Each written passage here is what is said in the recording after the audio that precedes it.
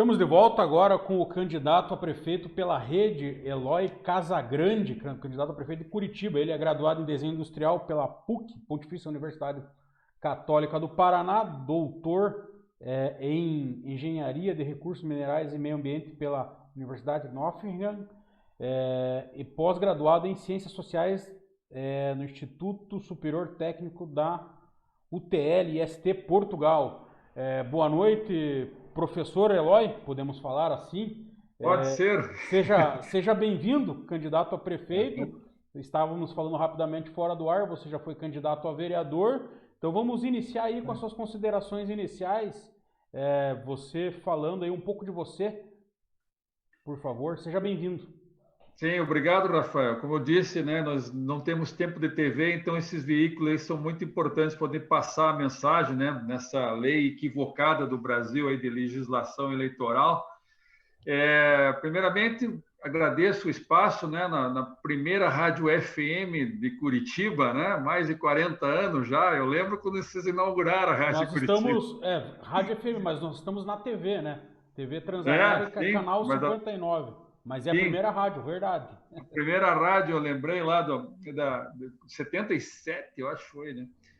Bem, a minha primeira questão é justamente como professor, né, como já ter realizado muitas pesquisas dentro da universidade com soluções para a cidade. Eu trabalho há 20 anos, né, professor da Universidade Tecnológica, além do meu tempo que eu estudei fora do Brasil, né, passei 10 anos fora do Brasil. E aí você vê muita coisa sendo implantada para solucionar os problemas das cidades, vive numa cidade com uma equidade social melhor, com transporte melhor, né, com questões ambientais resolvidas, né? E aí você vem para o Brasil e encontra essas situações que nunca mudam, né? Aquela história do país do futuro, né? Que o futuro nunca chega para nós, né? E aí a minha questão é que eu levei tudo isso para dentro da universidade, passei a tratar a cidade como objeto de estudo, né? Eu oriento mestrados, doutorados, trabalho com a engenharia civil também, mas sempre focado na questão ambiental e socioeconômica também. E muitas dessas pesquisas, com resultados, com dados levantados, com análise daquilo que deu certo, que deu errado, que faz a ciência, né? Nós sempre tentamos levar para o poder público, para poder implantar, né? Secretarias de governo, de educação, de meio ambiente, e PUC, e tantas outras, né? E sempre encontramos portas fechadas, né? A academia não é ouvida, né? A academia serve para você agora durante a pandemia, né? Ir atrás dos resultados das pesquisas e valorizar o que a ciência tem a oferecer. Mas na hora que está se fazendo a gestão de uma cidade, a gente vê muitas falhas, né? Por falta, inclusive, de ter uma assertividade baseada na ciência. E é isso que a gente quer levar para a prefeitura, né? A gente quer levar esse conhecimento aplicado, né? Em prol da população, em prol do meio ambiente, em prol das questões sociais, econômicas, ambientais. Nós temos tudo isso, nós temos o instrumento, as ferramentas, né? O que nós queremos é fazer disso uma ação que seja efetiva, né? Que traga resultados e traga benefício para as pessoas. E Curitiba tem perdido isso nos últimos anos, né? E a gente vê a cidade perdendo aquela motivação que houve inicial de uma inovação, de trazer soluções diferenciadas de outras cidades. Tem seus méritos, né? Comparado com outras cidades brasileiras, mas, ao mesmo tempo, nesses últimos anos, praticamente, últimas gestões, deve muito, né? E nós somos hoje uma população de 2 milhões de habitantes, estamos aplicando soluções como se aplicássemos em cidades comuns, como é São Paulo e outras cidades, grandes centros urbanos, que não encontram, né, projetos criativos para poder dar conta de todos os problemas do que é uma cidade de 2 milhões de habitantes, né? Sem contar a integração, a falta de integração com a região metropolitana, que nós estamos falando de quase 4 milhões de pessoas aí, que já não se pode mais tratar Curitiba isoladamente, né? E é mais por esse caminho que a gente traçou um plano de governo, né? Você falou uma coisa bem interessante que a rede ele tem uma dificuldade porque não está no horário eleitoral, né? Por causa da cláusula de Perfeito. barreira, a legislação. Então, a sua campanha, eu gostaria que você falasse um pouco disso. A sua campanha, além de ter a barreira da questão do horário eleitoral, tem a barreira da pandemia, Da pandemia. o coronavírus. Como que você está, você que já foi candidato em 2016, como que você está sentindo o jeito que a campanha está transcorrendo? A gente sabe que isso daí não é nem o caso de Curitiba. A nível nacional, a gente sabe que os atuais mandatários, os prefeitos atuais, eles levam uma certa vantagem com essas série de restrições. E também já emendo, pelo fato do nosso tempo ser curto, já emendo a pergunta como que você enfrentaria se fosse prefeito, ou se for prefeito no dia 1º de janeiro, essa pandemia. Como que, principalmente no que se refere a se abre e fecha, o comércio em geral, como que você enfrentaria essa situação?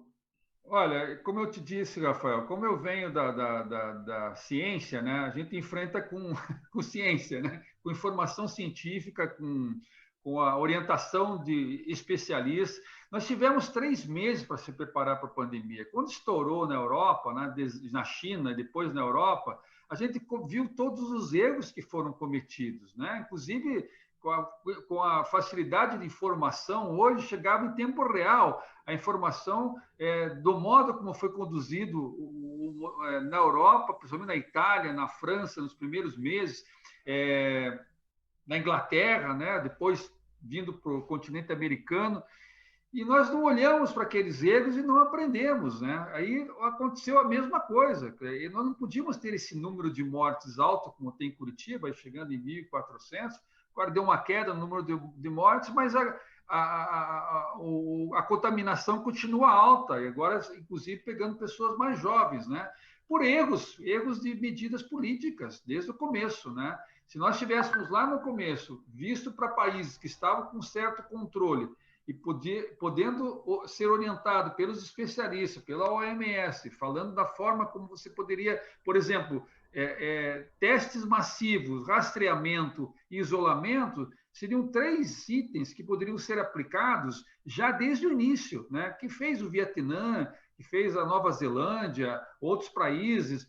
Você poderia ter um maior controle. Nós ficamos nessa indecisão do que se abre, do que se fecha, né? O poder público ficou refém de grupos econômicos, conforme a pressão de um determinado grupo, abria-se, mudava-se o decreto, fechava-se. Isso aconteceu com o Estado também, a mesma coisa, né? E não aprendemos. Esse foi o erro tático, que eu acredito para nós chegarmos nessa situação hoje. Não poderíamos ter chegado na situação como estamos agora. E o erro tático no Brasil inteiro, né?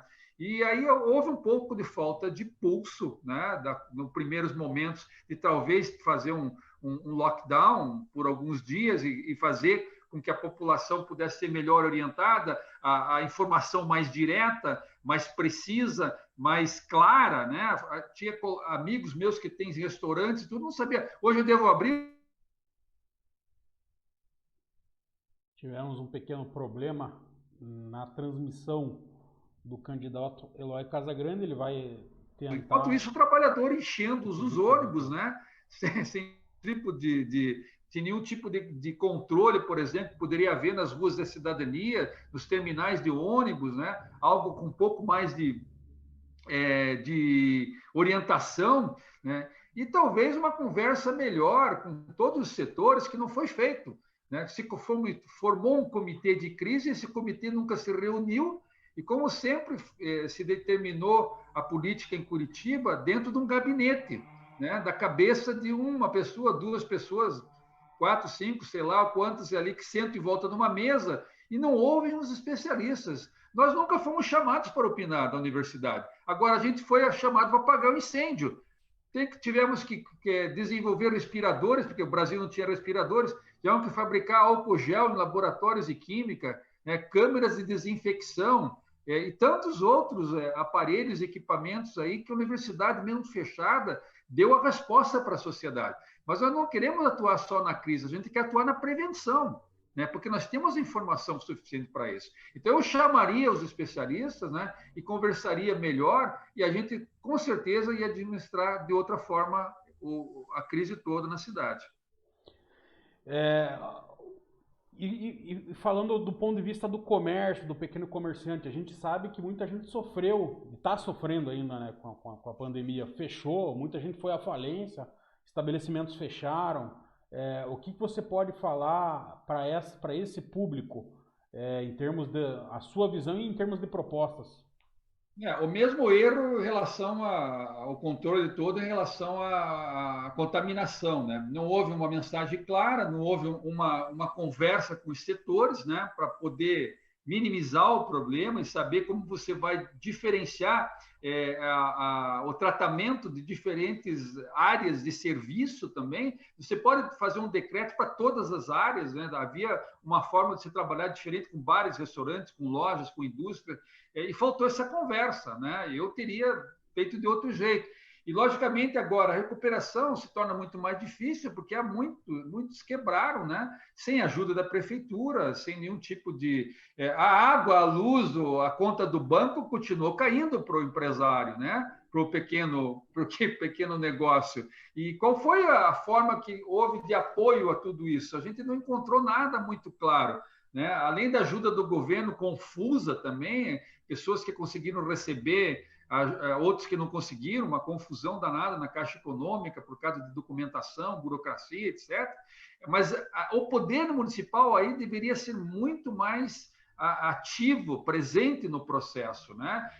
Os feirantes, por exemplo, a gente caminhou na feirinha para conversar com alguns feirantes, ficaram desamparados, né? Vende-se na internet, alguns nunca trabalharam com a internet, né? Pessoas idosas e tudo, fabricação de máscaras, né? Cestas básicas, mas parece que foi tudo muito assistencialismo e não houve um projeto, né, de recuperação como a gente precisa para 2021 agora. Nós temos um plano de estabelecer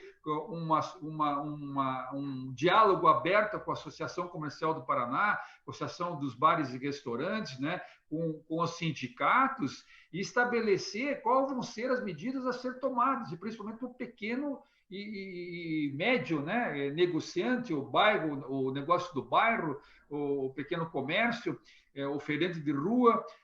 Tem que ter algum tipo de ajuda financeira para isso, estudar a forma que você pode reduzir o tipo de imposto, né? Algum tipo de suporte para que possa alavancar tudo isso, né? Por exemplo, nós temos um projeto para Curitiba, que seria talvez um projeto que movimentasse a economia, que está sendo centralizado na construção civil, que é um dos setores que mais movimenta ali emprego, renda, atividades de venda de materiais, que é de construção das moradias sociais de Curitiba, que é um assunto, um problema que nunca foi tratado por nenhuma gestão.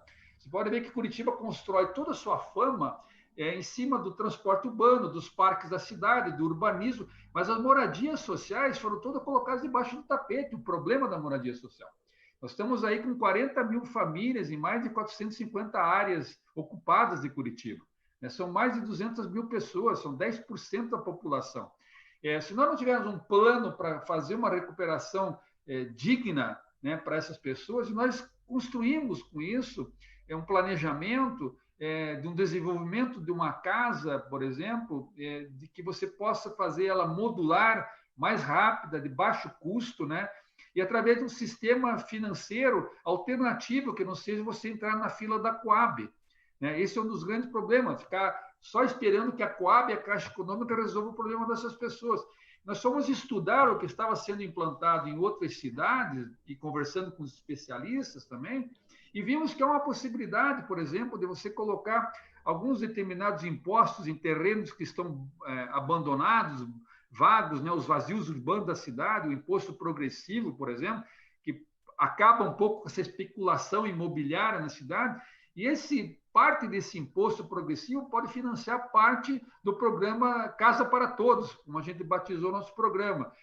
Parte de subsídio da prefeitura, do ITBI, por exemplo, o imposto que faz as transferências de terrenos, né, venda de terrenos, pode subsidiar uma parte dessas casas também. E temos também a possibilidade de fazer parcerias com os empresários. O empresário quer fazer rodar o seu material, o seu negócio, né? E eu construí um projeto na universidade que eu consegui estabelecer um diálogo muito bom com os empresários. Eu fiz uma casa sustentável, chama Escritório Verde, né? Com mais de 50 empresas dentro da universidade, onde eu coloquei energia solar, coleta de água de chuva, telhado verde, construído com um sistema construtivo mais inteligente, com maior conforto ambiental. A universidade não gastou nenhum tostão nesse projeto, né? Porque os empresários eles aderem às boas ideias. Eles conseguem enxergar também que o problema social é um problema para o negócio dele também. Se a gente conseguir resolver o problema da equidade social, tem mais pessoas consumindo, né? E essa pessoa que mora numa casa decente é uma pessoa que precisa de emprego também, é uma pessoa que precisa de educação, precisa de escola. E a gente pensa na questão de resolver o problema da casa, a gente tem um projeto transversal a todas as secretarias, assim, que leva daí, por exemplo, a construção de um arranjo produtivo local sustentável para a construção, né? E você começa a fomentar esse arranjo através de incentivos a tecnologias melhores para a construção. Por exemplo, tem um mecanismo que já tem mais de 50 cidades no Brasil, que é o IPTU Verde. O IPTU Verde vai reduzindo, né, daqueles que têm condições de colocar na sua casa um painel solar, uma coleta de água de chuva, um telhado verde, e você vai pagando menos imposto. Você está trazendo um benefício coletivo para a cidade, né? Incentivando uma economia verde, né? Reduzindo emissões de carbono, por exemplo, dos materiais, usando materiais que são reciclados, por exemplo, de alta qualidade, que a gente já usou, isso tudo. E você começa a fomentar tudo isso e começa a criar emprego e renda, né? Começa a fazer com que a economia comece a girar novamente. Esse é um modelo que a gente pode implantar de imediato, né? Sentar com os empresários, sentar com associações comerciais e representantes, CREA, Sinduscom, o Conselho de Arquitetura, e começar a resolver esse problema da moradia de Curitiba, que para mim é uma coisa evidente que até agora ninguém tentou fazer isso. Né? Agora, a questão da educação, candidato Eloy, qual que são os seus projetos? E também já deixo a pergunta sobre a questão de voltar ou não às aulas. Qual que é a sua visão? Como educador, vou olhar com muito carinho isso, né? Eu estou mais de 20 anos em sala de aula. Mas a educação já passa por uma crise há muito tempo, Rafael. Eu acho que tem... Aliás, a pandemia é uma janela, além da tristeza, da tragédia que a gente está vivendo, é uma janela de oportunidades, né? Para a gente olhar para as coisas que podem sair daqui, né, com bons resultados, né? E uma das coisas a gente viu que a educação vai ser outra daqui a partir de 2021. Né? Esse modelo que a gente está vivendo agora, né, estamos conversando agora aqui, está agora sendo improvisado na universidade, né? Um modelo de ensino remoto improvisado, não uma educação à distância com todas as condições, porque os alunos não têm condições, o professor não foi dado a capacitação para isso, né? O professor está usando recursos da sua casa, energia, né? O próprio equipamento, o aluno também que não tem esses recursos está sendo prejudicado. Então, nós vamos ter que ter um modelo de como a gente vai solucionar isso dentro de uma lógica de igualdade. Né? Aqueles que não têm, de alguma forma, o Estado vai ter que prover tudo isso. Né? Aqueles que têm, tudo bem, né? A gente já sabe que vem de uma classe que tem melhores condições financeiras, mas a grande maioria que está na escola pública, né, não tem uma internet adequada, não tem um laptop, um celular, ou seja o que for, que precisa, se for esse o modelo que a gente vai seguir, né, mas eu defendo também modelos alternativos, a gente procurar, por exemplo, estabelecer salas de aula, quando possível, ao ar livre, porque a gente fez isso lá na gripe espanhola, no começo do século, né? As crianças já foram ter aula ao ar livre, né? Com a proteção de vida, né? Isso vem muito de encontro também ao meu trabalho como educador ambiental, né? Eu defendo uma sala de aula que seja também menos sala de aula fechada e uma sala de aula mais aberta, para você levar os problemas, tanto do ensino médio, do ensino fundamental, até do ensino superior. Hoje eu levo grande parte dos meus alunos, né, do ensino superior para fora da sala de aula, porque eu tenho que resolver os problemas da sociedade. Então, eu levo eles na comunidade, eu levo eles no centro da cidade, e vamos ver aqui, eu levo ele para ver os rios todos poluídos de Curitiba. O que a gente vai fazer para resolver todos os rios poluídos de Curitiba?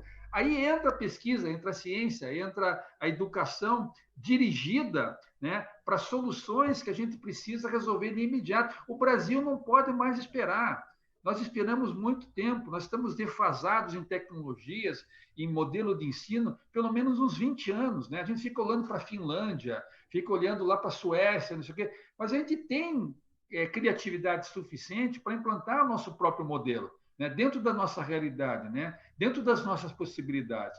Então, a gente vai olhar para isso, né, com esse olhar sistêmico, né? Olhar que você possa enxergar a luz no fim do túnel, né? Mas com participação de pessoas de diferentes áreas, por exemplo. Não podemos achar que um engenheiro vai resolver todos os problemas, que um arquiteto, um cientista social vai resolver todos os problemas. Né? Eu trabalho sempre com a visão sistêmica, orientei minhas pesquisas dessa forma. E assim eu quero tratar os problemas da cidade também, com a visão sistêmica. Né? E aí a gente consegue muito mais resultados. E eu acredito que a gente encontra uma solução para a educação caminhando por esse lado. Né? E nos seus estudos aí, o seu plano de governo, com certeza você foi candidato a vereador, também conhece muito bem aí. A gente sabe que nós temos um grande problema com o transporte coletivo em Curitiba. É um tema bem sensível. Eu já entrevistei vários vereadores, né, atuais, líder do governo e tal, e sempre se tem uma dificuldade em esclarecer aí essa questão do transporte coletivo, que a cada ano vai se defasando mais. A gente sabe que vai diminuindo os usuários ano a ano e o valor da tarifa é muito, muito alto, né, se comparado com outras cidades aí. É possível sim praticar um valor menor. Qual que é a sua visão em termos de mobilidade também, o transporte coletivo em geral, e se você for prefeito, o que você propõe? Primeiro que nós somos refém de contratos draconianos aí feito através da Urbis com as empresas de ônibus. Né? A gente já viu que a atual gestão não tem interesse em mudar tudo isso. Né? A gente sabe do famoso almoço no terceiro mês de mandato do atual prefeito, né? Com o dono das empresas de transporte lá no Country Club. Né? Eu acho que isso não é um comportamento que se deve ter como gestor público, misturar o público com o privado. Né? Então, vai ser difícil você ver qualquer mudança se esse governo se reeleger, e nós vamos continuar com uma passagem alta e talvez até mais cara, né? Tendo visto que foi repassado de quase 2 milhões para as empresas de ônibus devido a esse argumento da perda econômica dos ônibus. O contrato que é feito com as empresas de ônibus que precisa ser avaliado melhor. Por exemplo, um maior controle da Urbis sobre os itens que são ali mencionados para justificar o aumento da passagem. Um deles é o combustível, o óleo, né? Que normalmente essas empresas, isso compõe 15% da passagem de ônibus na planilha. Eles alegam lá, quando estão em dificuldades financeiras, e aí eu passo esses dados para a Urbis sem um controle da Urbis. A Urbis não tem nenhum sistema de controle de saber quanto de combustível é consumido num mês pela frota de ônibus de Curitiba. Isso é um absurdo. Né? Você fica refém de uma informação da empresa, né, e tendo que acreditar nisso. Então, a primeira coisa que eu faria era ver qual é os itens nesse contrato, já que é difícil a gente desfazê-lo, porque vai ser só em 2025 que vai vencer esses contratos, que a gente pode, de alguma forma, ter algum controle público, ser mais transparente, para reduzir essa passagem. A outra situação é ser mais criativo na composição do preço da passagem. Né? Muitos estados, muitas cidades, existe até um projeto em Porto Alegre agora, que pretende reduzir em 50% a passagem de ônibus, como fez a Araucária aqui, inclusive. Não Sim, estamos um longe. exemplo. A Araucária implantou um projeto, avaliou todos os custos que havia, o contrato que havia com as empresas de ônibus, e conseguiu baixar 50%. Uma das possibilidades é você implantar a questão do marketing e da propaganda nos ônibus, né? O empresário, aquele que quiser colocar até aquela televisãozinha que se coloca dentro do ônibus, isso a gente vê na Europa há anos sendo usado, em algumas aqui cidades do Brasil também, e você começa a compor, subsidiar a passagem com esse valor, né? E a outra coisa é usar de criatividade também para a gente pensar de que forma nós podemos criar cooperativas que possam trabalhar algum tipo de passagem que fosse por tempo, por exemplo, de viagem, né? Para determinados setores, determinados trabalhadores, dependendo da distância, você fazer acordos direto com as empresas, acordos direto com alguns setores, quantas passagens que aquele passageiro vai ter que utilizar.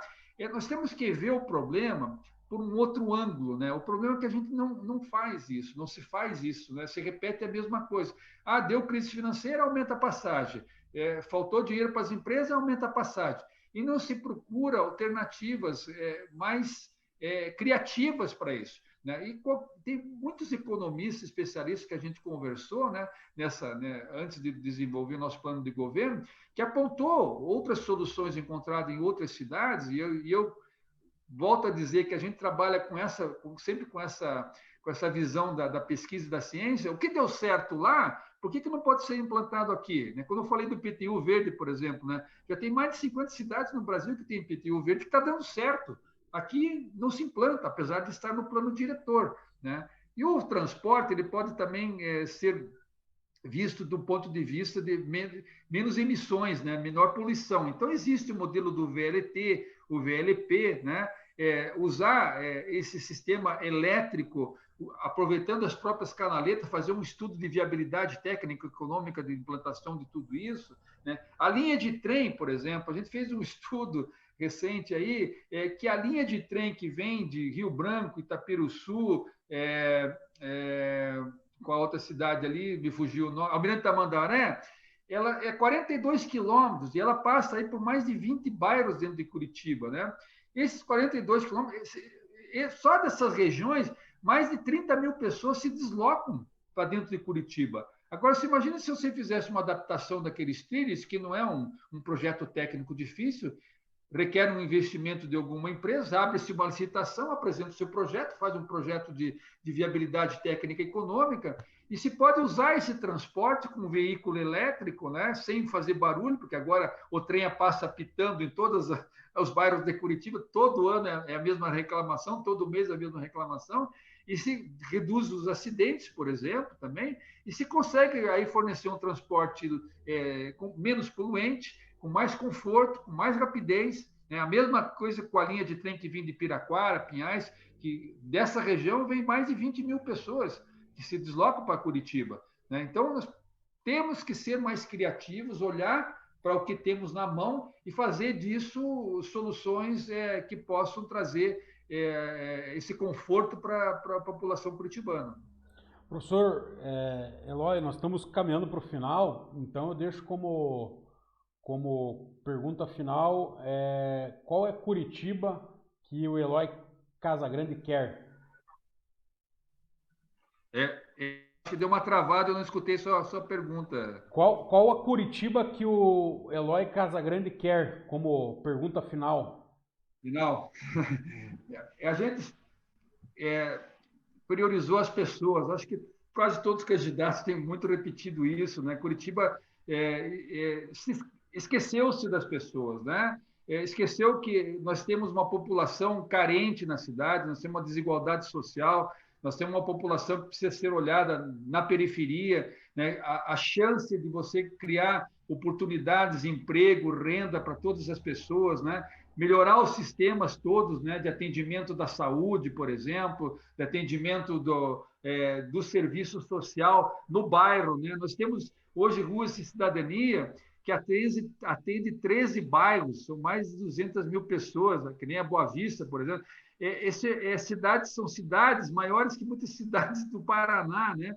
Então, nós temos que fazer unidades de atendimento. Nós criamos um modelo para o nosso plano de governo, chama Unidade de Inovação Social. Essa unidade de inovação social, uma UNI, nós queremos implantar nos bairros, e essa vai ser um fio condutor de você levar ali a capacitação para o jovem, para o adolescente, o lazer, o esporte, a creche da mãe que não consegue vaga, né, nas creches normais, trazer com que se desenvolva ali, por exemplo, um modelo de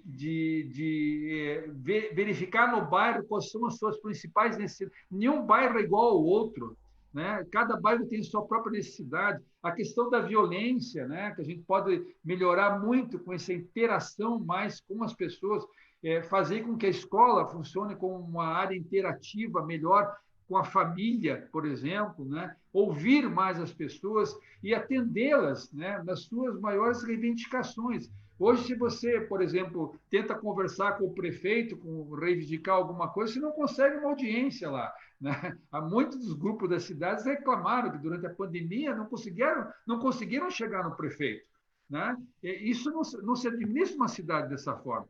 Então, nós estamos com uma velha política administrando a cidade e a gente precisa mudar tudo isso, focando nas pessoas, né? Desde a questão do transporte, da ciclomobilidade, né? Da questão da acessibilidade. A cidade não tem acessibilidade, nem para idosos, nem para deficientes físicos. Tem uma população de 24% aí de pessoas que têm algum tipo de deficiência. Temos uma população de 15% de idosos, né? 2040 vai ser 30%.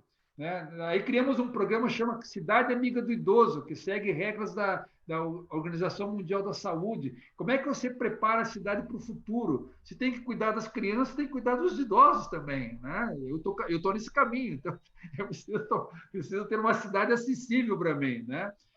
Tudo isso, Rafael, é uma forma de dizer que, com o conhecimento que a gente tem hoje, a tecnologia que já foi desenvolvida, né? As pesquisas que já foram feitas, não existe você reinventar a roda, existe aplicar isso em benefício da cidade.